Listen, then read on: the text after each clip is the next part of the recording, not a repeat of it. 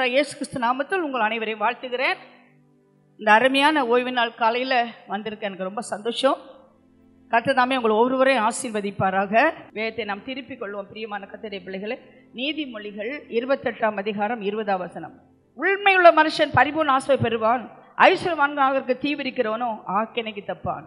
உண்மையுள்ளவன் பரிபூர்ண ஆசீர்வாதத்தை பெறுவான். ஆசீர்வாதம் எவ்வளோ செய்தி நீங்க கேட்டிருப்பீங்க.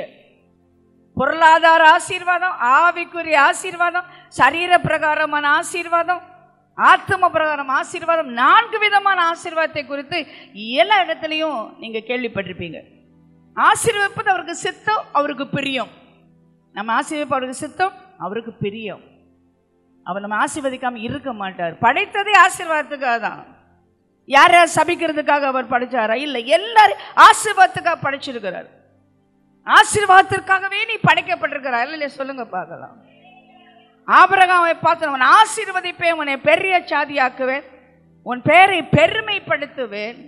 ஆண்டவர் சொன்னாரு, நீ ஆசீர்வாதமாய் இருப்பாய், போகும் இடமெல்லாம் ஆசீர்வாதமாய் இருப்பாய், நீ கால் வைக்கும் தேசத்தை நான் உனக்கு கொடுப்பேன், உன் மாவு உப்பு செய்கிற தொட்டி கூட ஆசீர்வதிக்கப்பட்டு இருக்கும். உன்னை எந்த நிலைமையில் நான் வைத்திருந்தாலும் அந்த நிலைமையில் நீ ஆசீர்வாதத்தை தான் நீ பார்ப்பாய். அப்படி விசுவாசிக்கிறவங்களாம் கரங்களை வச்சு அல்லே சொல்லுவோம். என் வாழ்க்கையிலே நான் ஆசீர்வாதத்தை தான் பார்க்கிறேன் சொல்றவங்க கரங்களை வச்சு ஆண்டவரை சொல்லுவோம். நான் நினைக்காத ஆசீர்வாதத்தை கற்றுக் கொடுத்துருக்கிறேன். இந்த ஆசீர்வாதத்தை பெற்றுக்கொள்வதற்கு நான் எந்த விதத்திலும் தகுதி உள்ள ஆளே கிடையாது அப்படி சொல்றவங்க அல்ல சொல்ல பார்க்கலாம். இந்த தேவனை சொந்த ஜனமாய் பெற்றவர்கள் பாக்கியவான்கள். நீங்க சொல்லணும், நான் பாக்கியவான், நான் பாக்கியவதி. என்ன இல்லாவிட்டால் நான் பாக்கியவதி, எனக்கு எதுவும் வேண்டாம், என்ன பாக்கியவதின்னு சொல்றேன். ஒன்னே ஒன்று, அவரை சொந்த ஜனமாய் நான் பெற்றிருக்கிறேன். இந்த நல்ல தேவனை சொந்த ஜனமாய் பெற்றவர்கள் பாக்கியவான்கள். எல்லாருக்கும் கடவுள் எனக்கு தெரியாது, எனக்கு கடவுள். எல்லாருக்கும் தேவன் எனக்கு தெரியாது, எனக்கு தேவன். சொந்தமாக ஏற்றுக்கொள்ளணும். அவரை ஏற்றுக்கொண்டவர்கள் எத்தனை பேர்களோ அத்தனை பேரும் அவருடைய பிள்ளைகளாகும்படி அதிகாரம் கொடுத்திருக்கிறார். நான் இயேசுவின் பிள்ளை, எனக்கு பயமே இல்லை. நான் இயேசுவின் பிள்ளை, எனக்கு வறுமையே இல்லை. நான் இயேசுவின் பிள்ளை, என்னை யாரும் வெட்கப்படுத்த முடியாது, யாரும் வெட்கப்படுத்த முடியாது, வெட்கப்படுத்த முடியாது. நான் வேலாகவே மாட்டேன், தலையாயிட்டே இருந்தா இருப்பேன். நான் கீழாக மாட்டேன், மேலாகவே தான் இருப்பேன். இன்னும் சொல்லப்போனா புழலின் உயர்ந்த ஸ்தானத்தில் கர்த்தர் என்ன வச்சிருக்கிறாரு. அதுக்கான ஆண்டவரை ஸ்தோத்திரிக்கிறேன். எனக்கு சந்தோஷமா இருக்கு இந்த வார்த்தைக்கு ஆண்டவரை ஸ்தோத்திரிக்கிறேன். உண்மை உள்ளவன் பரிபூர்ண ஆசீர்வாதத்தை பெறுவான். வெளிப்படுத்தின விசேஷம் 17-14 வசனம். இவ்வளவு ஆட்டுக்குட்டியானவருடைய யுத்தம் பண்ணுவார்கள். ஆட்டுக்குட்டி அவர் கத்தாதி கத்தரும் ராஜாதி ராஜாவும் இருக்கிறபடியா அவர்களை ஜெயிப்பார். அவரோடு கூட இருக்கிறவர்கள் அழைக்கப்பட்டவர்களும் தெரிந்து கொள்ளப்பட்டவர்களும் உண்மை உள்ளவர்களுமாய் இருக்கிறார்கள். அழைக்கப்பட்டவர்கள், தெரிந்து கொள்ளப்பட்டவர்கள், இன்னொரு பாயிண்ட் இருக்கு பார்த்தீங்கன்னா, உண்மை உள்ளவர்கள். அவரோடு கூட உலகமே யுத்தம் பண்ண வரும்.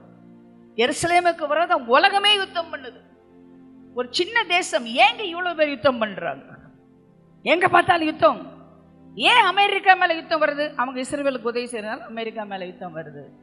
அவர்களோடு ஆட்டுக்குட்டியோடு யுத்தம் பண்ணுவார்கள். அவர் யார்? கத்தாதி கத்தர். அல்லேலூயா போடணும்ல.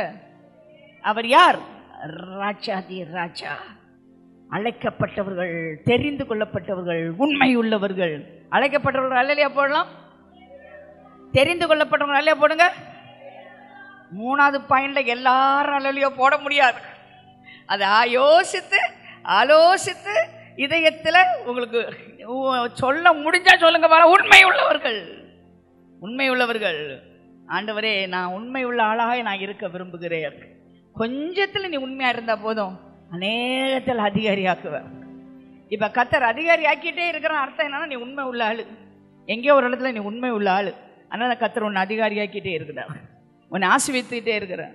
ஆமா போங்க சிஸ்டர், என் கையில பணமே இல்லை. பணம் இல்லாமலே ஆசீர்வதிப்பார்.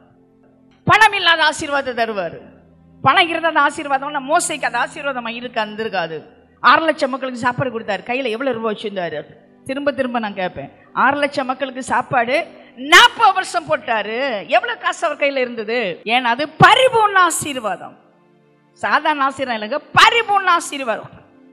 வெறும் சட்டை மட்டும் ஆசீர்வதிச்சாரு, சாப்பாடு மட்டும் ஆசீர்வதிச்சாரு, வீடும் எல்லா காரியத்திலையும் ஆசீர்வாதமா இருப்பாய். எப்பொழுது தெரியுமா? நீ உண்மை உள்ள பிள்ளையா இருக்கும் போது. எத்தனை பேர் விரும்புறீங்க? நான் உண்மை உள்ள ஆளா இருக்க விரும்புறேன். உண்மை உள்ள ஆளா இருக்க விரும்புகிறேன். உண்மை உள்ள ஆள்னா எப்படி தெரியும்? உங்களுக்கு தெரியும். நீங்க உள்ள கல்லண்டா கல்லியா உண்மை உங்களுக்கு தெரியும். உங்களுக்கு தெரியும். அருமையான கர்த்தருடைய பிள்ளைகளை, நம்ம இதயமே சொல்லும். நமக்கு விரோதி மாமியார் இல்லைங்க, நமக்கு ஒரு மரபு இல்லைங்க, நம்ம இதயம் தாங்க நமக்கு விரோதி. அந்த மனசாட்சி, கான்சியன்ஸ், அது எப்போ நம்மள்ட்ட சொல்லிகிட்டே இருக்கும். என்னை கேட்டுக்கொண்டு கர்த்தருடைய பிள்ளையை, நீங்கள் உண்மை உள்ளவங்க பரிபூர்ண ஆசீர்வாதத்தை பெறுவீங்க. உண்மையுள்ள சிலரை மட்டும் நான் சொல்லிடுறேன். ஆதியாகமம் 22ஆம் அதிகாரம். எல்லாம் தெரிஞ்சது, அவங்களுக்கு தெரியாத ஒன்றுமே கிடையாது. ஆனால் வேறு விதமாக நான் சொல்கிறேன். ஒரு நாள் ஆண்டவர் ஆபிரகாம் கூட்டார்.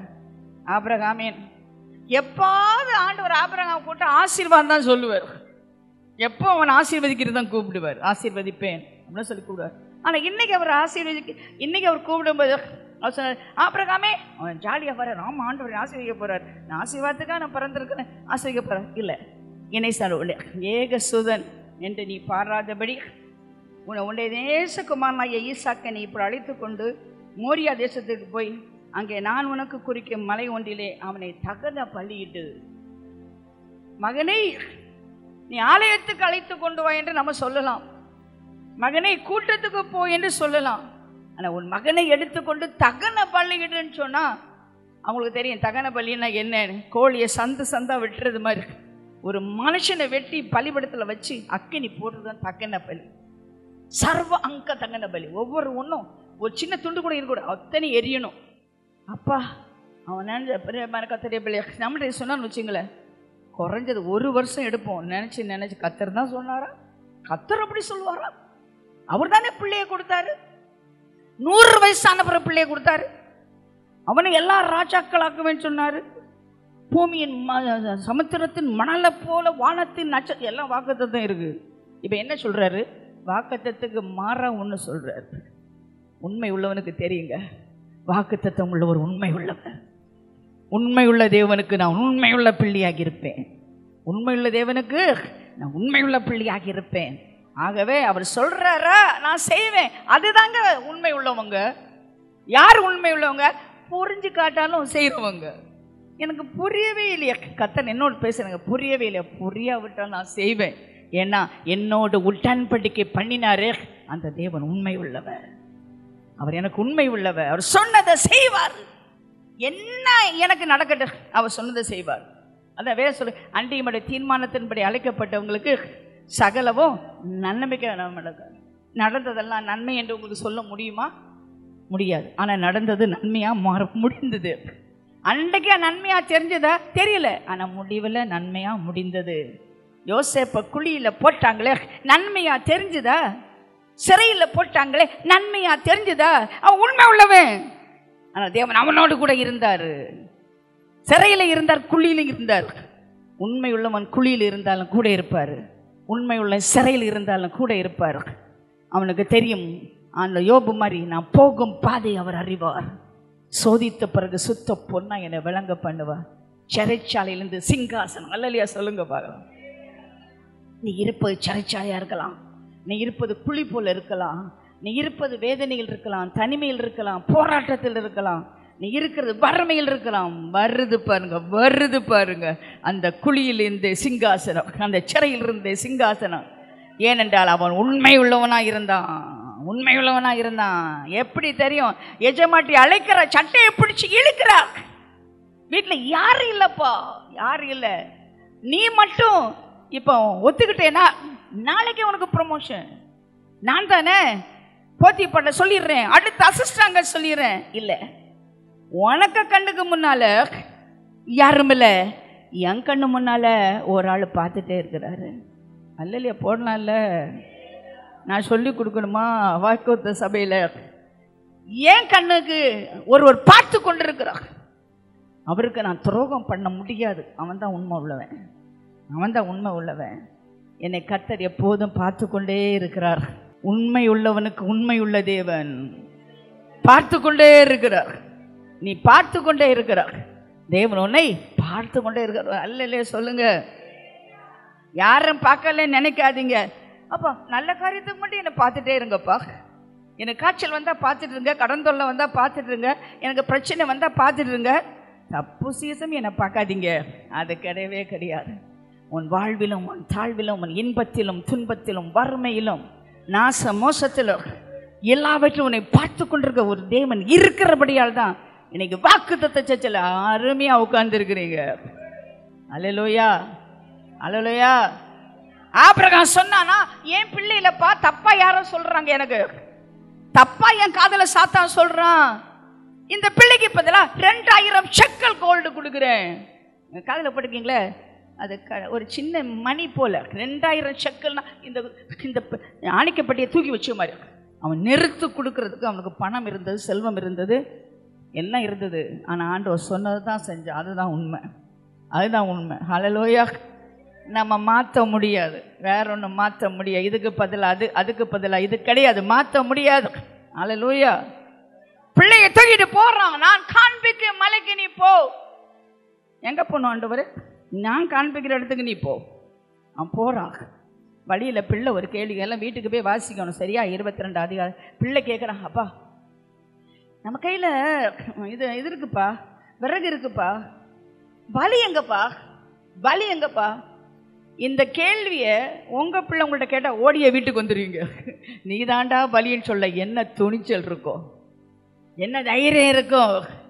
உன்னை தாண்டா பலிபடத்தில் வைக்கிறேன்னு சொல்கிறதுக்கு என்ன தைரியம் இருக்கும்? என்னை கேட்டுக்கொண்டிருக்க கர்த்தருடைய பிள்ளையா, அவன் வாய் திறக்காமல் போனான். மலையில் போனால் தான் விஷயமே புரிஞ்சுது. அப்பா கையை கட்டுறாரு, காலை கட்டுறாரு, பலிபடத்தில் வைக்கிறாரு.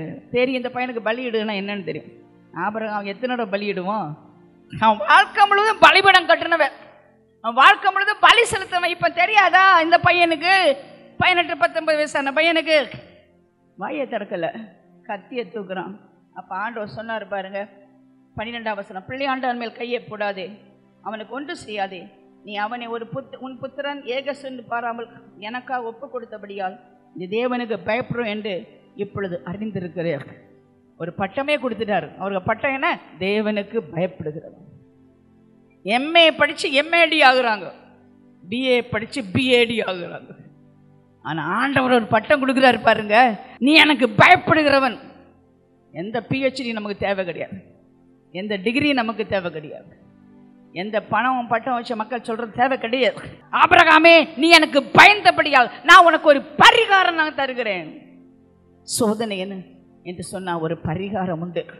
அல்லேலூயா. அதோ சிக்கி கிடக்கிறது ஒரு ஆடு, அதோ சிக்கி கிடக்கிறது பாடு. அந்த அடுத்த வசனம் 13ஆம் வசனம், ஒரு ஆடு சிக்கி கிடக்கு, அதை பிடிச்சு அதை உன் குமாரனுக்கு பதிலாக தகன பலியிடு. அந்த சிக்கி கிடந்த ஆடுதான் எங்க அப்பா இயேசு கிறிஸ்து. அவர் தேவாட்டுக்குட்டி. மெய்யாகவே உன் துக்கங்களை சுமந்தார், உன் பாவத்தை சுமந்தார், உன் வியாதியை சுமந்தார், மெய்யாகவே உன்னுடைய சாபத்தை சுமந்தார். நமக்கு வர வேண்டிய ஆக்கினை தீர்ப்பு அவர் மேல் வந்தது. அவருடைய காயத்தால் குணமாகிற இரத்தத்தால் கழுவப்படுகிறோம். அவன் மரத்தில் தொங்குனால சாபத்திலிருந்து விடுதலை அடைஞ்சிருக்கிறோம். அல்லேலூயா. உண்மை உள்ளவனுக்கு தேவன் உண்மை உள்ளவர். ஆபிரகாமே, நீ ஏக சுனன்றும் பாராதபடி அவனை பலியிடுவதற்கு ஒப்பு கொடுத்து கையை நடிக்கல தூக்கின பாரு. நீ நிறைய பேர் நடிப்பு நடிகர்லாம் கோடம்பாக்கலுக்கு நினைக்காதீங்க, கோயிலில் தான் இருக்காங்க. ஆனால் நம்ம பிள்ளைங்கள்லாம் நல்ல பிள்ளைங்க. எப்படி நடிக்கிறாங்க தெரியுமா? பைபிள் கொண்டுருவாங்க, வாசிக்க மாட்டாங்க, திறக்க மாட்டாங்க, செல்ஃபோன் பார்த்துட்டே இருப்பாங்க. காணிக்கை பெட்டிகள் வருவாங்க, போடுறது மாதிரி ஆக்ட் பண்ணிவிட்டு 10 ரூபா போட்டு மீதியை பாக்கெட்டில் வச்சுட்டு போயிட்டே இருப்பாங்க. நீங்களாம் இல்லை, வெளியூர் கதை. ஆமாம், ஞாயிற்றுக்கிழமை மாட்டோம், சனிக்கிழமை ஜபத்துக்கு போகலான்னு நினைப்பாங்க, விருந்து வீட்டுக்கு போயிடுவாங்க. இவங்கெல்லாம் உண்மை இல்லாதவங்க. உண்மை உள்ளவர்கள் பரிபூர்ண ஆசீர்வாதத்தை பெறுவார்கள். உண்மை உள்ள ஒரு சிறு கூட்டம் உண்டு. ஆட்டுக்குட்டியோட யுத்தம் பண்ணுவார்கள், ஆனாலும் அவர் ஜெயிப்பார். எப்படி ஜெயிப்பார்? அவரோடு கூட ஒரு கூட்டம் இருக்கும். அழைக்கப்பட்டவங்க, தெரிந்து கொள்ளப்பட்டவங்க, உண்மை உள்ளவங்க. ஆபிரகாமை தேவன் ஆசீர்வதித்தாரா இல்லையா? அதே ஒரு மகனை ஆசீர்வதித்தாரா இல்லையா? ஈசாக்கை ஆசீர்வதித்தாரா இல்லையா? யாக்கோபை ஆசீர்வதித்தாரா இல்லையா? தலைமுறை தலைமுறையா நீ ஆசீர்வதிக்கப்படுவாய். உன் பிள்ளைகளும் பிள்ளைகளுடைய பிள்ளைகளும் ஆசீர்வதிக்கப்படும். வாக்குத்தத்தம் பண்ணவர் உண்மை உள்ளவர், அவர் வாக்கு மாறாதவர். உண்மையாக இருந்தா பரிபூர்ண ஆசீர்வாதத்தை நீ பெற்றுக்கொள்வாய். அரைகுறை ஆசீர்வாதம் இல்லை. உனக்கு மனைவி இருந்தா மனைவியை நீ என்ஜாய் பண்ணுவ, கணவர் இருந்தா கணவனை என்ஜாய் பண்ணுவீங்க, சாப்பாடு இருந்தா சாப்பாடை என்ஜாய் பண்ணுவீங்க, பணம் இருந்தா பணத்தை என்ஜாய் பண்ணுவீங்க, தூக்கத்தை என்ஜாய் பண்ணுவீங்க. உங்க வாழ்க்கை முழுவதும் என்ஜாய்மெண்ட். கர்த்தருடைய ஆசீர்வாதம் சொல்லி முடியாத சந்தோஷத்தை கொடுக்கும், சொல்லி முடியாத சந்தோஷத்தை கொடுக்கும், புத்தி கட்டாத சமாதானத்தை கொடுக்கும். என்னை பார்த்து பரிதாபப்படுவாங்க, ஐயோ புழல் ஒரு ஓரத்தில், பஸ் இல்லை, கடை இல்லை, வண்டி இல்லை, ஒன்றும் இல்லை, ஒரு அம்மா தனியாக உட்காந்து. இல்லைங்க, ஒருவர் துணையோடு உட்காந்துருக்குறேன். அப்படியே பிரசன்னத்தில் பரிபூர்ண ஆனந்தத்தில் இருக்கிறேன். எனக்கு சிக்கன் கறி, மட்டன் கறி, biryani, sightseeing, shopping, TV, video, audio ஒன்றுமே தேவை கிடையாது. இந்த ஒரு ரூமுக்குள்ளே கத்துறேன்னா ஆராதிக்கும் பொழுது நான் ஆசீர்வதிக்கப்பட்டிருக்கிறேன். ஹல்லேலூயா. எபிரேயர் 3:5 சொல்லப்பட போகிற காரியங்களுக்கு சாட்சியாக மோசே பணிவிடைக்காரனாய் அவருடைய வீட்டிலே எங்கு உண்மை உள்ளவனாய் இருந்தான். ஆண்டவர் சொல்றார், என் தாசனாகிய மோசே பணிவிடைக்காரனாய் என் வீட்டிலே எங்கு உண்மை உள்ளவனாய் இருந்தான். ஆலயத்தில் எப்படி உண்மையா இருக்கணும் தெரியுமா? பணிவிடைக்காரன். பணிவிடைக்காரன் நம்ம எல்லாத்துலயும் உண்மை உள்ளவங்களா இருக்கணும். எங்க? கர்த்தருடைய வீட்டிலே. உங்க வீட்டில் சிக்கன் கறி, மட்டன் கறி பண்ணி பாடுறது, பிள்ளைங்களை ஸ்கூலுக்கு அனுப்புறது எல்லாம் கரெக்டாக தான் இருக்கீங்க. ஆனா கர்த்தருடைய வீட்டிலே பணிவிடைக்காரனாய் மோசே உண்மை உள்ளவனாய் இருந்தான். என்னங்க அவன் பணிவிடைக்காரனா? எகிப்துக்கு இளவரசனுங்க. அவன் கை சொடுக்குன்னா ஆயிரக்கணக்கான ஆளுங்க வருவாங்க. செல்வ செழிப்பு நிறைந்த அந்த நாட்டில் அவன் இருந்தான். ஆனா ஒரு நாள் எகிப்தினுடைய இன்பத்தை பார்க்கிற கர்த்தர் நிமித்தம் வரும் நிந்தையை அதிக பாக்கியம் என்று எண்ணி எகிப்தின் இன்ப வாழ்க்கையை வெறுத்து தள்ளிவிட்டு ஏழைக்கு தோழனாய், பார்வனுடைய கூறிய சாட்டைக்கு தன்னை மறுக்காதவனாய், செங்கலறுக்கிறவனாய் வெளியே பாறான். உண்மை உள்ளவன். நல்ல சொல்லுங்க பார்க்கலாம். ஆண்டவர் உங்களை கூப்பிடுறாரு. ஐயோ எங்க பெட்ரூம்ல வந்து தாடியோட நீள அங்கியோட அப்பா என்னை கூப்பிடணும். அரண்மனையில கூட கூப்பிடலைங்க மோசைய. அவனா வெளியே வந்தான், அவனா வெளியே வந்தான். இந்த ஜனத்துடைய சிறுமையை பார்க்கிற ஒரு தேவன் இருக்கிறார். நானும் சிறுமையை பார்த்தேன். ஆகவே கூக்குரலை கேட்ட ஆண்டவர் என்ன அனுப்புறாரு? மோசே வா கூப்பிட்டாரு. இல்ல, முச்செடியில தான் கூப்பிட்டாரு. வா நான் ஒன்று அனுப்புறேன்னு சொல்லி. நீங்க எப்போ ஒரு அடி எடுத்து வைக்கீங்களோ 10 அடி எடுத்து கர்த்தர் கூட வைப்பார். இந்த புழலுக்குள்ள ஒரு சுவிசேஷம் அறிவிக்க வேண்டும்னு நீங்க ஒரு முயற்சி எடுக்கும் பொழுது கர்த்தர் சொல்லுவார், வா நீ தான் என் ஆளு, ஒன்றைத்தான் நான் கூப்பிடுறேன். 1000 1,00,000 இருக்கிற புழல்ல ஒன்றைத்தான் நான் தெரிந்து கொண்டேன். இந்த ஜனத்துடைய சிறுமையை பார்த்தேன், அவரை விடுவிக்கும்படியாக நான் உன்னை அழைத்து கொண்டு வா. உன்னை அழைத்தேன். நம்ம மோசே கர்த்தர் அழைத்தார். 10 விதமான வாதிகள் இவன் கையில உண்மையில ஒரு கோல் தாங்க இருந்தது. அந்த கோலை வச்சு செங்கல்களை நின்னாங்க. ஜனங்கள் அவனை அடிக்கிறதுக்கு வராங்க. முன்னால போனா செங்கடல், பின்னால பார்வோன் துரத்திக்கிட்டு வரான். ஏன்னு கூட்டிட்டு வந்தார்? எகிப்துல நாங்கள் நல்லா தான் இருந்தோம், கொம்மட்டிக்காய் வெள்ளரிக்காய் சாப்பிட்டு நல்லா தான் இருந்தோம். என்ன நீ அழைத்துட்டு வந்த? உனக்கு என்ன படகு இருக்கா, ஏரோப்ளைன் இருக்கா, ஃபாஸ்டா போற ட்ரெயின் இருக்கா, பிரிட்ஜ் இருக்கா? ஒன்னும் இல்லை. நாங்கள் எல்லாம் இங்கே போய் அழப்பா அந்த கடலுக்குள்ள சாக போடுறோம் சொல்லி நெருக்கும் பொழுது மோசே ஆண்டவரை பார்க்குறான். உங்களை என்னப்பா இருக்கு? ஒரு கோல் தான் இருக்குப்பா. அந்த கோலை நீட்டுப்பார், அந்த செங்கடல் திறக்கும் பார். உண்மை உள்ள உன் பரிபூர்ண ஆசீர்வாதத்தை பெறுவான். உன் கையில் ஒரு கோல் மட்டும் இருந்தால் போதுங்க, உன் கையில் ஒரு ஆணி இருந்தால் போதுங்க, உன் கையில் கச்சாடி தண்ணி இருந்தால் போதுங்க, உன் கையில் 5 போ 2 மீன் இருந்தால் போதுங்க. அற்புதம் நடக்கும், அற்புதம் நடக்கும். ஐயோ என் கையில் பணம் இல்லையே, எனக்கு பாட தெரியாது, எனக்கு பிரசங்கம் பண்ண ஒன்றும் தெரிய அவசியம் கிடையாது. உன் கையில் ஒரு கோல் கொடுத்துருக்காரு. எல்லாரும் கையை உயர்த்தி சொல்லுங்க, இதுதான் என் கோல், இதுதான் என் கோல். இந்த கோல் உயர்த்தப்பட்டு இருக்கும் வரையிலும் இந்த கையில் அற்புதம் நடக்கும். உன் கையின் பிரயாசத்தை நான் ஆசீர்வதிப்பேன். நீ வியாதியஸ்தர் மேல் கரங்களை வைக்கும் பொழுது அவர்கள் சுகம் அடைவார்கள். நீ ஒரு செடியை நட்ட அது 1000 கனி கொடுக்கும். எரிஞ்சு போட்ட ஒரு மாங்காய் செடியிலேருந்து மாங்காய் எடுத்துக்கிட்டே இருக்கணும். டெய்லியும் மாங்காய் எடுத்துகிட்டே இருக்கணும். எவ்வளோ மாங்காய் தெரியாது, 500 600 தெரியாது. நீ எரிஞ்சு போட்டிருக்க விதை கூட உனக்கு கனி கொடுக்கும். நீ எரிஞ்சு போட்ட விதை கூட உனக்கு கனி கொடுக்கும். உனக்குள்ள உண்மை இருக்குதா?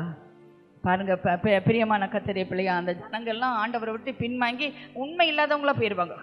ஆனா மோசே உண்மை உள்ளவனா இருப்பான். ஆண்டவர் எதெல்லாம் கொடுத்தாரு? பகல்ல மேக ஸ்தம்பம், இரவில் அக்கினி ஸ்தம்பம், தண்ணி பிஸ்லரி வாட்டர், பாறையிலேருந்து பிஸ்லரி வாட்டர், மேலே வானத்துலேருந்து ரொட்டி, சுட சுட ரொட்டி, யாரும் சமைக்க தேவை கிடையாது, எல்லாம் கொடுத்தாரு. பாதரைச்ச பழமையாக போகலை, சட்டை கிழிஞ்சு போகலை. இதுக்கு மேலே என்ன வேணும்? இவ்வளோ அற்புதம் செஞ்ச போதும் இவங்க ஆண்டவர் விட்டு விலகி போயிட்டு ஒரு கன்றுக்குட்டி ஆராதிக்க ஆரம்பித்தாங்க.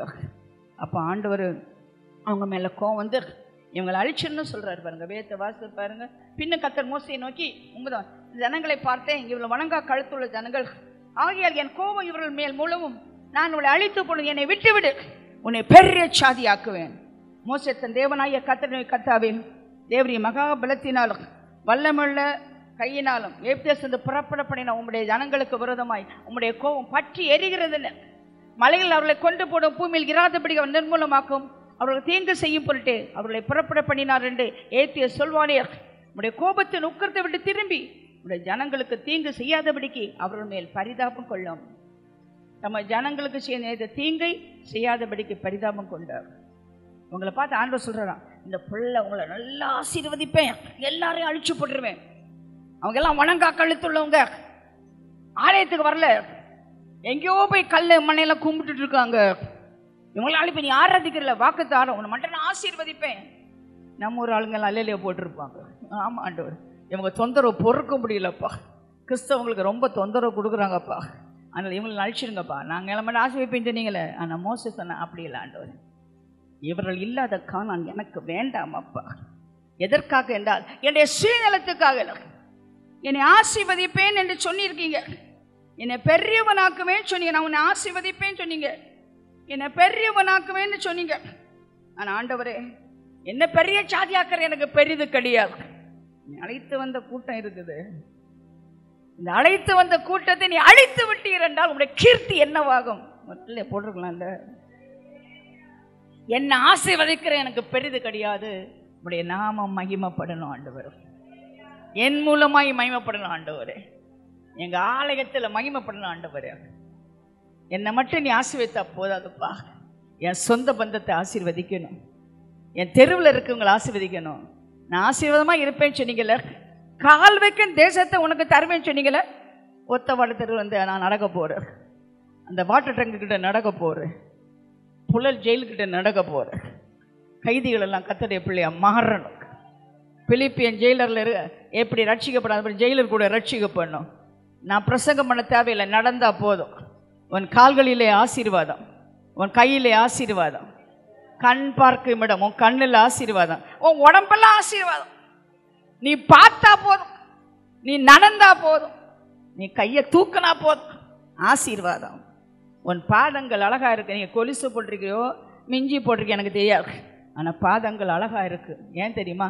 சுவிசேஷத்தை அறியக்கூடிய பாதங்கள் அழகாகத்தான் இருக்கும். அல்லேலூயா. அதில் அழகான கில்ட்டு போட்ட செருப்பெல்லாம் போட தேவை கிடையாது. நீ வெறுங்கால நடந்தா கூட அதில் ஆசீர்வாதம். ஒரு பெரிய நடிகை இருந்தாங்க, புஷ்பலதா, ஏவிஎம் ராஜன் சொல்ற நடிகனுக்கு ஒய்ஃபு. அவன் கர்த்தருடைய பிள்ளை அம்மான்னு ஒரு பொருத்தனை பண்ணாங்க. வாழ்க்கை முழுவதும் செருப்பு போடாமல் நடப்பேன். நடிகை, என் செருப்பால் நான் பாவம் செஞ்சு நிறைய பேரை பாவத்துக்கு இழுத்தனா, இந்த பாவ பரிகாரத்துக்காக செருப்பை போடாமல் நடப்பேன்னு பிரதிஷ்டை பண்ணாங்க. வாழ்க்கை கடைசி வரை செருப்பே போடலைங்க. என்னை கேட்டுக்கொண்டு கர்த்தரே, அழகான பாதங்கள், ஆண்டுடைய அழகான கண்கள் அழகான பாதங்களை பார்க்கிறது. எத்தனை பேர் அழகான பாதத்தை வச்சிருக்கீங்க? இன்னும் எத்தனை அழகான பாதம்? நெயில் பாலிஷ் போடுறதுனால வர்ற அழகுல கர்த்தருடைய சுவிசேஷத்தை அறிவிக்கிறதுனால வர அழகான பாவம். ஜனத்தை நான் அழிப்பேன், உன்னை பெரிய சாதியாக்குவேன். நான் தெருவில் நான் தான் ஆசீர்வதிக்கப்பட்டிருக்கேன், இல்லை உன் பக்கத்தை விட ஆசீர்வதிக்கப்படணும். அல்லேலூயா. ஆண்டவரே, இந்த ஜனத்தை நீங்க எப்படி அழிக்க முடியும்னு கேட்கிறாங்க. ரொம்ப ஆச்சரியம் தெரியுமா? தேவன் எவ்வளவு பெரியவர் சொல்லுங்க பார்க்கலாம். அவர் சீனா மலை இறங்கி வந்தா மாடாடு கூட கிட்ட போட அது பத்தி எரியும். சீனாய் மலை அவ்வளவு பெரிய தேவன். சொன்னா சூரியன் நில்லடா நிற்கும், சந்திரன் மறையாது, என்ன மறையாது, செங்கடல ரெண்டா போ. எவ்வளவு பெரிய தேவன், எவ்வளவு பெரிய தேவன், எவ்வளவு பெரிய தேவன். அந்த தேவனடையும் பேசுறான். பேசுமா, தைரியமா பேசுமா, ஹஸ்பண்ட பேசாதீங்க, வாங்கி கட்டுவீங்க. கர்த்தர்ட்ட பேசுங்க. எப்படி பேச போறீங்க தெரியுமா? எப்படி நீங்க அழிப்பீங்க இந்த ஜனத்தை, நீங்க எப்படி அழிப்பீங்க? அற்புதம் செஞ்சு அந்த பார்வோனுடைய பிள்ளையெல்லாம் கொண்டு வந்துட்டு இப்ப இடையில அழிக்க போறேன்னு சொன்னா உங்களுடைய கீர்த்தி என்னவாகும்? கேட்டான் பாருங்க ஒரு கேள்வி. ஆண்டவரே மனம் திரும்பிட்டாரு. கை தட்டுக்கு பாருங்க. நான் கர்த்தர், நான் மனம் மாற மாட்டேன். அடம் பிடிக்கிறாரு. சொன்னா நான் செஞ்சதான் ஆவேன். அழிப்பேன்னு சொன்னா அழிப்பேன். ஆமா, நோவா காலத்தில் அழிச்சாரு, லோத்து காலத்தில் அழிச்சாரு. நான் சொன்ன அழிச்சிருண்டா? இல்லப்பா, நீங்க அழிக்க முடியாதுப்பா. நீ உண்மை உள்ள தேவன், நீ வாக்குத்தத்தம் பண்ணின தேவன். இந்த ஜனத்தை அழிச்சேனா நீங்க சொன்னது என்னவாகும்? அல்லேலூயா. நான் என்ஜாய் பண்றேங்க, ப்ரீச் பண்றேன், என்ஜாய் பண்றேன். நீ சொன்னது என்னவாகும்?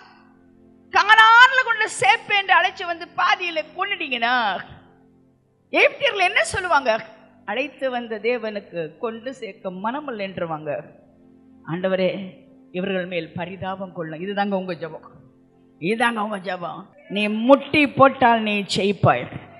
இந்த பூமியில நீ கட்டுவது பரலோகத்திலே கட்டப்பட்டிருக்கும். நீ பூமியிலே கட்டவிழ்ப்பது பரலோகத்திலே கட்டவிழ்க்கப்பட்டிருக்கும். சகல அதிகாரத்தை நான் உனக்கு கொடுக்கிறேன். சர்ப்பங்களை எடுப்பீர்கள், தேள்களை மிதிப்பீர்கள். சாவுக்கான யாதென்று உங்களை சேதப்படுத்தாது. நான் உன்னோடு கூட இருந்து செய்யற காரியம் பயங்கரமாயிருக்கும், பயங்கரமாயிருக்கும். பயங்கரமான பராக்கிரமசாலியா நான் உன்னோடு கூட நான் இருக்கிறேன். பயங்கரமான பராக்கிரமசாலியா நான் உன்னோடு கூட இருக்கிறேன். அல்லேலூயா, அல்லேலூயா. நீ யாரு? நீ சொன்னால் ஆகும். நீ யாரு? கட்டளையிட்டா நிக்கோ. நான் உன்னோடு கூட நான் இருக்கிறேன். God is with me, nothing can shake me. God is for me, who can be against me? He justified me, who can condemn me? இயேசுவின் அன்பை விட்டு பிரிப்பவன் யார்? இதான் எனக்கு ரொம்ப ஆச்சரியமா இருக்கிறது. அப்பொழுது கர்த்தர் தம் ஜனங்களுக்கு செய்ய நினைத்த தீங்கு செய்யாதபடி பரிதாபம் கொண்டார். ஒன்னிமித்தமா ஆண்டவர் வந்து அழிக்க மாட்டார், பொருள் அழிக்க மாட்டார். இதை நம்புறவங்க அல்ல சொல்லுங்க பார்க்கலாம். ஒரு ஆள் போதுங்க. திறப்பிலை நிற்பதற்கும் சுவரை அடைப்பதற்கும் ஒருவனை தேடுகிறேன். ஒரு ஆளை தேடுற ஆண்டவர். ஒரு மோசே, ஒரு எலியா, ஒரு தானியேல், ஒரு சாத்ராக் மேஷாக் ஆபேத்நேகோ, ஒரு பால், ஒருவனாய் அதிசயத்தை செய்வாய். அதுக்கு தான் புழல்ல நான் வச்சிருக்கிறேன். எங்கேயோ வீடு தேடி போன நீங்க புழலுக்குள்ள ஏன் வந்திருக்கீங்க? உங்களை நான் தெரிந்து கொண்டிருக்கிறேன். உன் சபத்தை கேட்டு இந்த ஜனத்தின் மேல் நான் பரிதாபம் கொள்ளுவேன். ஆம் பிரியமான கர்த்தருடைய பிள்ளைகளே, ஆண்டவர் அழிக்க நினைப்பார். கர்த்தர் சொன்னார், இனி இவன் கூட நான் வரமாட்டேன், தூதர்களை தான் அனுப்புவேன். இல்லை, நீ வராட்டா நான் போக மாட்டேன், அவ்வளவுதான். ஒரு அடி எடுத்து முன்னால் வைக்க மாட்டேன்.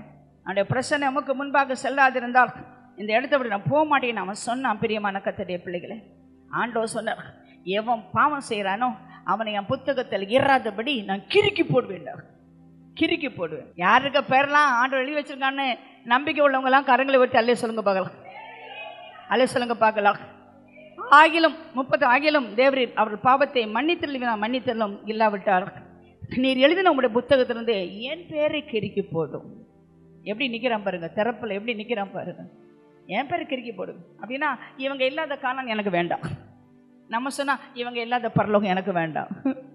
பரலோகத்தையே தியாகம் பண்ற தியாகிகள் எதற்காக? ஜனத்துக்காக. இந்த ஜனம் ஆண்டவரே மோசமானவங்க தான், மிகவும் வணங்கா கருத்துள்ளவங்க தான், பயங்கரவாதிகள் தான்.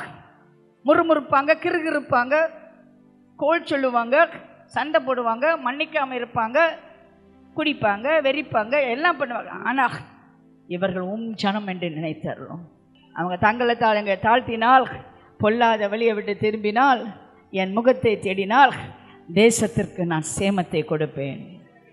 இந்த தேசத்தின் சேமம் உங்க கையில். எங்க பார்த்தாலும் பூமியர்ச்சி பாருங்க. 24 அது சொல்லப்பட்டபடி எங்கும் பூமியர்ச்சி, எங்கும் சுனாமி, எங்கும் பெரிய அக்கினி பிளம்பு. யூடியூப்ல அது மட்டும் பாருங்க, அக்கினி பிளம்பு இறங்கி வருது. ஜப்பான்ல காரெல்லாம் பறந்து போயிட்டு இருக்கு. நியூயார்க் தெருக்கள்ல பெரிய பெரிய கார் பறந்து போயிட்டு இருக்கு. கலிபோர்னியா பற்றி எரிந்து கொண்டிருக்கு. எல்லா இடத்துலையும் இப்படி பிரச்சனை நடந்து கொண்டிருக்கிறது. ஆனா நாமும் தரிக்கப்பட்ட என் ஜனமே, நீ எதற்காக ஆலயத்துக்கு வருக தெரியுமா? தேசத்தின் சேமத்திற்காக. என்னை கேட்டுக்கொண்டு கர்த்தருடைய பிள்ளையாக, என் நாமம் தரிக்கப்பட்ட ஜனங்கள் தங்களை தாங்கள் தாழ்த்தினா பொல்லாத வழியை திரும்ப. அவர் எங்க உண்மை உள்ளவன்? எப்படி உண்மை உள்ளவன்? உன்னை ஆசீர்வதிக்க நான் சொன்ன பிறகு அது வேண்டாப்பா, என் ஊர் ஆசீர்வதிக்கப்பட்டா போதும் சொன்னேன்ல. ஏன் தெரியுமா? என் மனசை புரிஞ்சுக்கிட்ட. ஆண்டுடைய மனசை கர்த்தர் கையை தான் கொஞ்சம் பேர் பார்ப்பாங்க, கர்த்தரை முகத்தை பார்க்க மாட்டாங்க, கர்த்தருடைய இருதயத்தை பார்க்க மாட்டாங்க. கையை பார்க்காத, மனசை பாரு. கர்த்தருடைய மனசை புரிஞ்சுக்கிட்டே பாரு. ஹல்லேலூயா. கர்த்தருடைய மனசு என்ன தெரியுமா?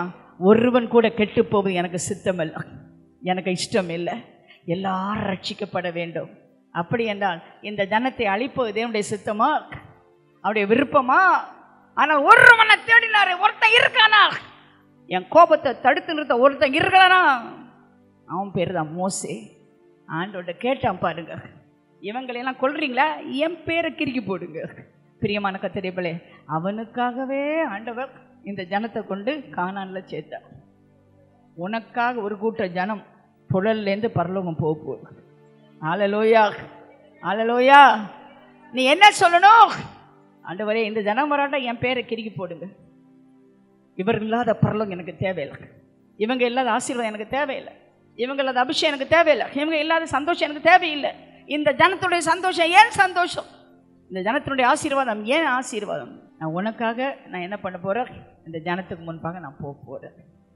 அழிப்பேன் என்று தான் திட்டம் வைத்தேன், ஆனால் நீ என் மனசை மாற்றி விட்டாய். சொல்லுங்க, கணவரெல்லாம் பிள்ளைகளை அடிக்கிறது வருவாங்க, ஒய்ஃபை ஒரு வார்த்தை சொல்லுவாங்க, அடிச்சிடாதுங்கப்பா, உன்ன மனசு மாறிடும். பார்த்தீங்களா? அப்படிதான் கர்த்தருடைய மனசு கூட. அவருடைய அன்பான பிள்ளை சொன்னால் அவர் மனசு மாறிடும். அவருடைய சித்தம் செய்கிறவங்க சொன்னால் கர்த்தருடைய மனசு மாறிடும். உண்மை உள்ளவங்க சொன்னால் கர்த்தருடைய மனசு மாறிடும். ஹல்லேலூயா. மோசே கர்த்தருடைய வீட்டில் எங்கும் உண்மை உள்ளவனாக இருந்தார். 2 சாமுவேல் 11ஆம் அதிகாரம், 2 சாமுவேல் 11ஆம் அதிகாரம். சின்ன வயசுலேயே நீ யுத்த வீரன், இப்ப என்ன யுத்தத்துக்கு போகாம உட்கார்ந்துருக்கிற? கொஞ்சம் பேர் சின்ன வயசுலேயே பிரேயர் வாரியர்ஸ், இப்ப ஏர் கண்டிஷன் ரூம்ல டிவி பார்த்து உட்கார்ந்துருக்காங்க. சரியான ஆளு தப்பான இடத்துல, you are the right person and the wrong place, wrong time. சரியான ஆளு தப்பான இடத்துல தப்பான நேரத்தில் உட்கார்ந்துருக்காரு. எல்லாரும் யுத்தத்துல நிற்கும் போது நீ ஏன் இப்படி இருக்கிற, உட்கார்ந்து இருக்கிற? சாயங்காலம் ஆச்சு, மொட்டை மாடிக்கு வான்னு சாத்தம் கூடுறான். சாத்தம் கூட இடத்துக்கு போயிடாது, அது நல்ல இடம் போல தெரியும். ஆனா முட்டி போட்டு கேளு, போலாமான்னு கேளுங்க. எந்த வீட்டுக்கு போற, எதுக்கு போற? அந்த வீட்டுக்கு போனா உனக்கு என்ன ஆவிக்குரிய ஆசீர்வாதம்? அவங்களோட பேசுனா உனக்கு என்ன ஆவிக்குரிய ஆசீர்வாதம்? கேட்டுட்டு போங்க. கர்த்தரால் வழி நடத்தப்படுற ஜனம் கர்த்தர்கிட்ட கேட்டு தான் போகணும். இஷ்டப்படி பீச்சுக்கு போகிறது, கடைத்தெருவுக்கு போகிறது, கையில் 10 ரூபா வச்சுட்டு அப்படியே சுற்றுறது, கடல் இழுத்துட்டு போயிடும். ஆமாம், தெரிஞ்சுக்க. தப்பான இடத்துல இருக்கீங்க. சனிக்கிழமை ப்ரேயர் மீட்டிங் இருக்கா, ஞாயிற்றுக்கிழமை காலை ஆராதனைக்கு எங்கே இருக்கீங்க? இதை விட வேற வேலை எங்கே இருக்கு உங்களுக்கு? உண்மை உள்ளவர்கள் பரிபூர்ண ஆசீர்வாதத்தை பெறுவார்கள். இப்போ தாவீது உண்மை இல்லாதவன் நான் மாறி போகிறான். ஒப்பரில் எட்டி பார்க்கணும், அடுத்த வீட்டுக்காரங்களுக்கு பாத்ரூம் தெரியுது. உங்கள் வீடு பக்கத்து வீடு, அடுத்த வீட்டு பாத்ரூம் எட்டி பார்த்துறாதீங்க. உங்கள் வீடு அப்படி தொடர்ந்து இருக்குது, அடுத்த வீடை எட்டியே பார்க்காதீங்க. அடுத்த வீட்டில் நமக்கு வேலையே கிடையாது. ஜெபம் பண்ணுற ஒரு வேலை தான் உண்டு. அங்கே என்ன சண்டை நடக்கு, என்ன பார்க்குறோம், அதெல்லாம் நமக்கு தேவையே கிடையாது. விசுவாச தோக்குற முடிகுறமா இயேசுவை பார்த்து ஓடுங்க. பாரமான யாவற்றையும் விட்டு சுற்றி இருக்க பாவத்தையும் விட்டுட்டு கர்த்தரை பார்த்து ஓடுறது நமக்கு வேலை, வேற வேலையே கிடையாதுங்க. என்னை கேட்டுக்கொண்டு கர்த்தருடைய பிள்ளை அந்த பொண்ணை கூப்பிட்டான். ஏன்னா இவன் பெரிய ராஜா, கூப்பிட்டோன்னே எல்லாரும் வந்துடணும். வந்துட்டான். அவன் யாருன்னு தெரியும், அவனுக்கு ஒரு யாருன்னு தெரியும். அவ்வளோ புருஷன் உரியா, பக்கத்து வீட்டில் உரியா இருந்தான். அவன் யார் வாட்ச்மேனா இருந்திருப்பான், அல்லடா நம்ம டிரைவர் இல்லை, தேர் ஓட்டியா இருந்திருப்பான். அவன் யுத்த வீரன் கிடையாது. இன்னைக்கு அழைக்கப்பட்டவங்க எங்கேயோ ஏர் கண்டிஷன் ரூம்ல இருந்து டிவி பார்க்கும் பொழுது அழைப்பே இல்லாதவங்க தெருவில் கர்த்தருக்கு ஊழியம் செய்கிறாங்க. அழைப்பே இல்லாதவங்க தெருவில் ஊழியம் செய்கிறாங்க. என்னை கேட்டுக்கொண்டு கர்த்தருடைய வட இந்தியாவில் வீட்டில் ஜெபித்தவங்களை அடிச்சு கொள்றாங்க. ரத்தம் அப்படி ஆறா ஓடுது. ஜெபம் பண்ணவங்க யூடியூப்பில் பாருங்க, எத்தனை பேர் அடிச்சு கொள்றாங்க. என்னை கேட்டுக்கொண்டு கர்த்தருடைய பிள்ளையே, நம்முடைய சத்தத்தை கேட்டு 4 பேர் வீட்டுக்கிட்ட கத்தணும். உங்கள் வீட்டில் ஏன் இந்த சத்தம் கேட்குது? அப்போ தான் நான் உண்மையான விசுவாசி, அப்போ தான் நம்ம உண்மையான விசுவாசி. என்னை கேட்டுக்கொண்டு கர்த்தருடைய பிள்ளையே, அவளை கூப்பிட்டு அவளோட அவன் பாவம் செஞ்சிருவான். அவளை விசாரிப்பான். விசாரிச்சா தெரியல அவ யாருன்னு. ஆனாலும் அவளோட பாவம் செய்வான். பாவம் செஞ்சா என்ன ஆகும்? விளைவு இருக்கு. நண்பர்களே, இதுக்கு மேல சத்தமிட முடியாது. பாவத்திற்கு விளைவு இருக்கிறது. கான்சிக்வன்ஸ் உங்க ஃப்ரிட்ஜில் ஒட்டி வைங்க. மாமரம் போட்டான்னா பாவக்காய் முளைக்காது. பாவக்காய் போட்டா மாமரம் முளைக்காது. மனுஷன் எதை விதைக்கிறானோ அதை அறுத்துத்தான் ஆகணும். வேற வழியே கிடையாது. அதனால் நல்லா விதைங்க, நல்ல காரியத்தை விதைங்க. தீமையான ஒன்று நமக்கு வரக்கூடாது. ஹல்லேலூயா, ஹல்லேலூயா. விதைச்சதுக்கு அறுவடை என்ன தெரியுமா? அந்த பச்சை பால் வயிற்றுல ஒரு குழந்தை வந்துச்சு. இப்போ அவ சொல்லி விடுறா, என் வயிற்றில் குழந்தை இருக்கிறது. இந்த பாவத்தை மறைக்கிறதுக்கு உண்மையற்றவனாய் தாவீது போய் எவ்வளவு தவறுகளை செய்வான் தெரியுமா? அவருடைய கணவனை கூப்பிடுறான். பாவத்தை மறைக்கிறதுக்கு சுருக்கு வழி இருக்கு, குறுக்கு வழி இருக்கு. எந்த வழியா இருந்தாலும் கர்த்தர் சொல்றாரு, பாவம் தொடர்ந்து பிடிக்கும், வாசப்படி எண்டையில படுத்து கட்டக்கும். என்னை கேட்டுக்கொண்டு கர்த்தருடைய பிள்ளை ஊரியாவை கூப்பிடுறா. இதான் நான் சொல்றேன். ஊரியாவை கூப்பிடுறாரு. ஊரியா வரான். ஆப்பிள் பழம், மாங்காய் பழம், எல்லா பழம் வச்சு பலகாரம் அதிரசம். வீட்டுக்கு போய் ஹாலிடே போப்பா. நம்ம ஒரு ஊரியா அல்லலையா போட்டிருப்போம். யுத்த களத்தில் நிற்கும் பொழுது என்னை அழைத்து எனக்கு விடுமுறை கொடுத்து மனைவியோடு சந்தோஷமா இருக்க அனுப்பின ராஜாவல்லவா ராஜா. ஆனா ஊரியா வேற ஆளுங்க. ராஜாவோ உலகமோ பதவியோ பட்டமோ அதை பார்த்தவன் இல்லை, கர்த்தரை பார்த்தவன். கர்த்தரை பார்த்தவர். அவருக்கு உண்மை உள்ளவனாய் வாழ வேண்டும் என்று வாழ்க்கையில தீர்மானம் எடுத்தவன். அவன் படுத்துக்கிட்டே இருப்பான் வாசப்படிலாம். நமக்கு டியூட்டி, மாமூல் டியூட்டி என்ன? வாசப்படி வாசல் காவக்காரன் படுத்து கிடப்பான். ராஜா அவனை கூப்பிட்டு அவனுக்கு நல்ல குடிக்கிறாரு. இவன் சரக்கடிச்ச வரவும் யோசித்தான். என்ன தெரியுமா? கர்த்தருடைய யுத்தம். கர்த்தருடைய யுத்தம். உலக சரக்குங்கள கர்த்தருடைய சரக்கு உனக்குள்ள இருக்குன்னா உன் வாழ்க்கையில ஒரு தரிசனம் இருக்கும். அது என்ன தெரியுமா? கர்த்தருடைய யுத்தம். கர்த்தருடைய பெட்டி யுத்த களத்தில் இருக்கும் பொழுது, கர்த்தருடைய பிள்ளைங்க யுத்த களத்தில் இருக்கும் பொழுது, என் மனைவிட்ட போறதுக்கும் மகிழ்ச்சியா இருப்பதற்கு இது காலமா? கொஞ்சம் பேர் மனைவியை சொல்லியே தப்புறாங்க. ஐயோ என் மனைவிங்க, மனைவி மேல போடாதீங்க பழிய. சில கணவனை சொல்லியே தப்புறாங்க. கணவன் மேல பழி போடாதீங்க, அவருக்கு பிரச்சனை வந்துடும். என்னை விட அதிகமா தாயா தகப்பனியா மனைவியாவது பிள்ளையாவது வேற எதையாவது நேசிக்கிறவன் எனக்கு பாத்திரம் அல்ல. சிலுவை எடுத்துக்கொண்டு என்னை அனுதினம் பின்பற்றாதும் எனக்கு சீடனா இருக்க முடியாது. ஹல்லேலூயா, ஹல்லேலூயா. ஊரியா சொன்னா, this is not a time. This is not a time for you to watch a video, audio, radio. This is not a time to go and commit sin. இப்ப பாவம் செய்கிற காலம் அல்ல. என்ன காலம்? வருகையின் காலம். இன்னும் கொஞ்ச காலம் தான் கொடுக்கப்பட்டிருக்கிறது. தெரிந்து கொள்ளப்பட்டவர்களை வஞ்சிக்கிறதுக்காய் வலு சர்ப்பத்தின் ஆவி கிரியை செய்கிறது. இது என்ன காலம்? பசுத்தமாயிருக்கிறவன் இன்னும் பசுத்தமாயிருக்கும் காலம். நீதி செய்கிறவன் இன்னும் நீதியாய் இருக்கும் காலம். உன்னை சுத்திகரிக்கும் காலம் இது. சும்மா இருக்கும் காலம் அல்ல, சோம்பேறியா இருக்கும் காலம் அல்ல, சொகுசாக இருக்கும் காலம் அல்ல. கர்த்தருடைய சிலுவை எடுத்துக்கொண்டு ஓடும் ஒரு காலம். ஹல்லேலூயா, ஹல்லேலூயா. இப்ப பார்த்தாரு ராஜா, வேற வழியே கிடையாது. எவ்வளவு தூரம் தாவீது உண்மை உள்ளவனாய் போகிறான், எவ்வளவு தூரம் உரியா உண்மை உள்ளவனாய் இருக்க. கை தட்டி இருக்கலாம்ல. எவ்வளவு தூரம் உரியா உண்மை உள்ளவனாயிருந்தான். என்னை கேட்டுக்கொண்டு கர்த்தருடைய பிள்ளைகள், நிறைய அழைக்கப்பட்ட கர்த்தருடைய பிள்ளைங்க, அபிஷேகத்துல பாட்டு பாடினவங்க. தாவீது ஆராதனை வீரன். எங்க போறாங்க? தவறான பாதையில தலதறிக்கி போயிட்டு இருக்காங்க. இயேசுனுடைய அன்பு அவங்க அழைச்சாலும் எங்கே ஓடி மறையிறாங்க. ஆனா இந்த ஏழை உரியா வேலைக்காரன் யுத்தம் செய்வதற்கு ஒரு திறமையான கேப்டனாய் அழைக்கப்படாதவர், ஆனாலும் கொஞ்சத்துல உண்மையா இருக்கிறான். கர்த்தர் கொடுத்த கொஞ்சம் அழைப்புல உண்மையா இருக்கிறான். ஹல்லேலூயா. இப்ப ராஜா என்ன பண்றாரு? அவனை கொல்றதுக்கு ஒரு லெட்டர் எழுதி இவங்க கையிலே கொடுக்கிறாரு. ஒரு லெட்டர் ஒட்டாம ஒரு ஆள் உங்க கையில கொடுக்கிறாரா? நிச்சயமா திறந்து பார்ப்போம் போற வழியில. அது ராஜா கொடுத்தா திறந்து பார்க்காம இருக்க மாட்டான். கை தட்டுங்க, கை தட்டுங்க பார்க்க. உண்மை உள்ளவன். உங்க வீடு உங்க ஆபீஸுக்கும் உங்க வீட்டுக்கு இடையில இருந்தா, இடையில உங்க வீடு இருந்தா, அந்த வீட்டுக்கு போய் எட்டி பார்த்து காஃபி குடிச்சிட்டு போலான்னு நினைப்பீங்களா? நினைக்க மாட்டீங்க. அவன் அப்படி உரியா நினைச்சிருந்தா பக்கத்து வீடுங்க மனைவி அவன் எங்க போறான், யுத்த காலத்துக்கு போறாங்க, சொல்லிட்டு போலாம்ல. போயிருந்தா குட்டு வெளியா இருக்கும்ல. இல்ல, duty conscious, duty conscious, duty, you must be duty conscious. அழகான பெண்களே, அழகான கண்களே, நீங்க கர்த்தர் கொடுத்த ஊழியத்தில் உண்மை உள்ளவங்களா இருக்கணும். கர்த்தர் கொடுத்த அழைப்புல உண்மை உள்ளவங்களா இருக்கணும்.